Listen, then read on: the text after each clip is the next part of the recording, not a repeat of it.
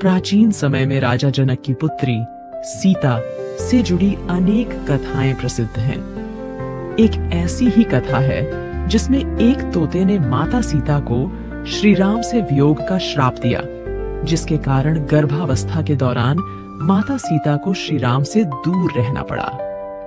एक दिन की बात है जब छोटी सीता अपनी सहेलियों के साथ बगीचे में खेल रही थी। बगीचे के एक पेड़ पर तोते का एक जोड़ा बैठा था और वे आपस में बातें कर रहे थे। इस युग में राम नामक एक प्रतापी राजा होंगे और उनकी अद्वितीय पत्नी सीता होंगी। श्री राम सभी राजाओं को अपने अधीन कर लेंगे और देवी सीता के साथ 11,000 वर्षों तक राज करेंगे।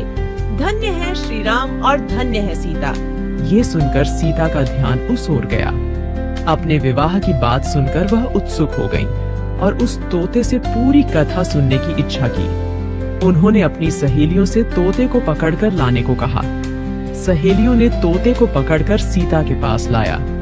सीता ने प्यार से पूछा, तुम कौन हो और कहां से आए हो?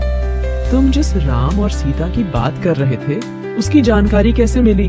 हम वाल्मीकि ऋषि के आश्रम के पेड़ पर रहते हैं। उन्होंने रामायण नामक एक सुंदर काव्य लिखा है और उसे अपने शिष्यों को पढ़ाते हैं। हम भी उसे सुनते हैं और इसी कारण हमें ये कथा याद हो गई है। अच्छा, तो तुम श्री राम और माता सीता के बारे में बहुत कुछ जानते होगे। हाँ, थोड़ा बहुत। मुझे और बताओ। श्री राम महर्षि विश्वामित्र के साथ अपने 3 भाइयों भरत, लक्ष्मण और शत्रुघ्न के साथ मिथिला आएंगे और भगवान शिव के धनुष को तोड़कर देवी सीता से विवाह करेंगे। श्री राम के तीनों भाइयों का विवाह भी मिथिला में होगा। तोते की बातें सीता को बहुत प्रिय लगी।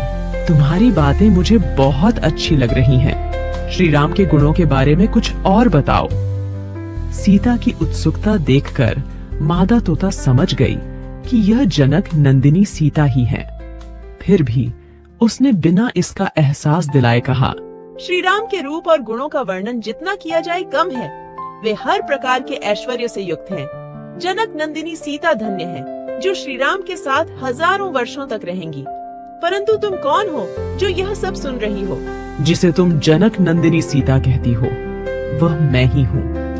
श्री राम ने मेरे मन को मोह लिया है।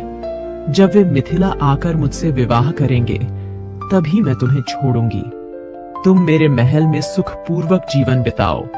हम वन में रहने वाले पक्षी हैं और स्वच्छंद विचरण पसंद करते हैं। महल में हमें सुख नहीं मिलेगा। मैं गर्भवती हूँ और अपने बच्चे को जन्म देने के बाद वापस आ जाऊंगी। पेड़ पर बैठे उसके पति तोते ने भी सीता से विनती की, हे जनक नंदिनी, उसे छोड़ दो। वह गर्भवती है और महल में नहीं रह सकती। दोनों तोते सीता से उन्हें छोड़ने की मिन्नतें करते रहे, परंतु सीता अपनी जिद पर अड़ी रही।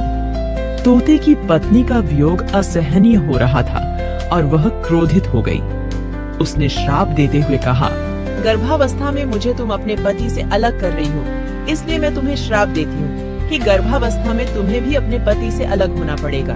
इतना कहकर मादा तोता राम राम कहकर मर गई। थोड़ी देर बाद नर तोता भी पत्नी के वियोग में मर गया। कहा जाता है कि यही तोता अगले जन्म में धोबी बना और उसके लांछन के कारण ही माता सीता को श्री राम से दूर होना पड़ा था।